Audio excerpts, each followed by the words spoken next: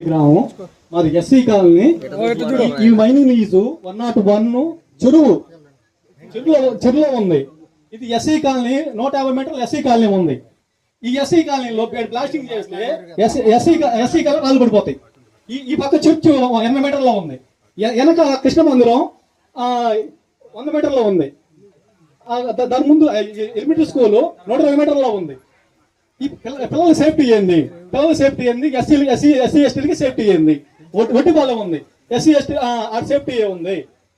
తర్వాత national green tribunal లో వాగులకి చెరువులకి అక్కడ అది పబ్లిక్ ప్రాపర్టీ కానీ ప్రైవేట్ ప్రాపర్టీ కాదు.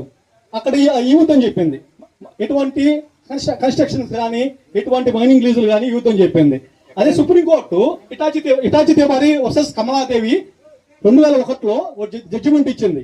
ఆ జడ్జిమెంట్ లో చెరువులో కానీ రివర్స్ లో కానీ కెనాల్స్ లో కానీ ఎటువంటి మైనింగ్ లీజులు కానీ ఎటువంటి కన్స్ట్రక్షన్ కానీ హౌస్ సైట్స్ కానీ ఈ వద్దని జడ్జిమెంట్ ఇచ్చింది. ఆ జడ్జిమెంట్ కాపీ కూడా మీకు అటాచ్ చేసి ఇస్తున్నాను సార్. మీరు మా ఎస్సీ కాలనీలో 60 కుటుంబాలు ఉన్నాయి.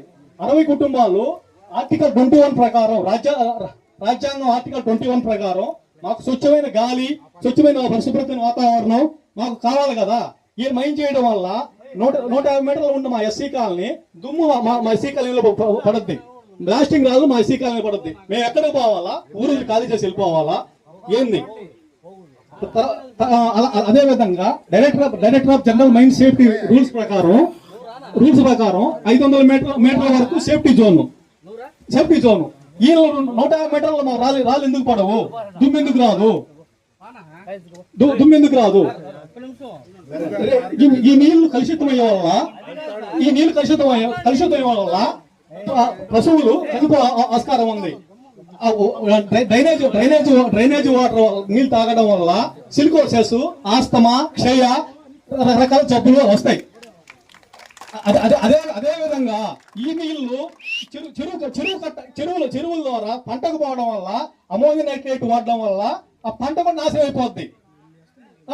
చెరువుని సగభాగం 25 ఎకరాల చెరువులో ఏ విధంగా మైనింగ్ లీజ్ ఇస్తారు? సుప్రీంకోర్టు ఆర్డర్ అయినా లెక్కలేదా? అదే విధంగా హైకోర్టు ఆర్డర్ కూడా దీనికి ఏర్పాటు చేస్తున్నాను. ఈ అర్జీ మీకు దాఖలు చేస్తున్నాను కలెక్టర్ జాయింట్ కలెక్టర్ గారికి.